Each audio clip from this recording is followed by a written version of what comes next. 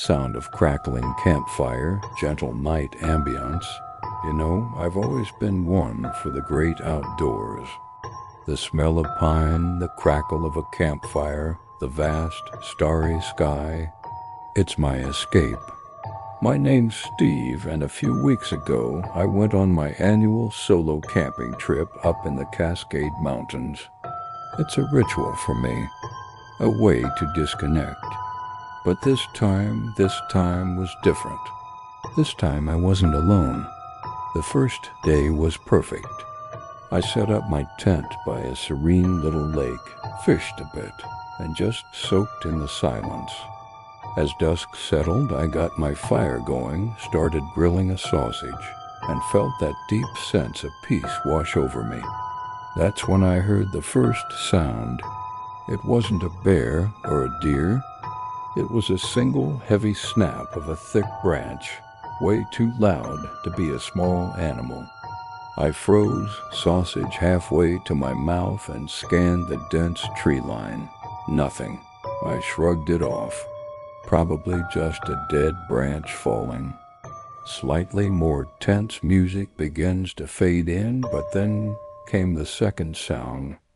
A low, guttural growl that seemed to vibrate through the ground itself. It wasn't an animal sound I could identify. My heart started hammering against my ribs. I slowly stood up, grabbing the heavy-duty flashlight from my pack. I clicked it on, its beam cutting a sharp white line through the darkness. And that's when I saw it.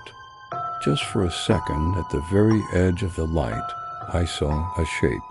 It was massive, easily 7, maybe 8 feet tall, covered in dark, matted hair. It was standing on 2 legs, and it was watching me. Its eyes, they glowed a faint, menacing red in the beam of my flashlight. My blood ran cold. Bigfoot. The stories, the blurry photos, the legends, it was real. And it was right there. Panic took over.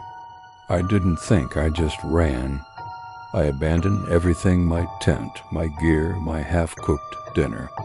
I just sprinted into the dark forest, away from the lake, away from that thing. I could hear it crashing through the undergrowth behind me, and it was gaining. The sounds were terrifying, the splintering of wood, the heavy, thudding footsteps that shook the forest floor. It was a predator, and I was its prey. For what felt like an eternity, I ran blindly, branches whipping at my face, my lungs burning. Every time I thought I'd lost it, I'd hear a roar behind me, closer than before, spurring me on. I tripped and fell, scrambling back to my feet, my hands and knees raw and bleeding. Fear is an incredible fuel. I found a small crevice between 2 huge boulders, a space barely big enough for me to squeeze into. I wedged myself in, pulled my jacket over my head, and held my breath, praying it wouldn't find me. I could hear it circling, sniffing the air. The smell was overpowering, a mix of wet dog, rot, and something musky I can't even describe. It let out a frustrated, deafening roar that echoed through the mountains, and for a moment I was sure it was over.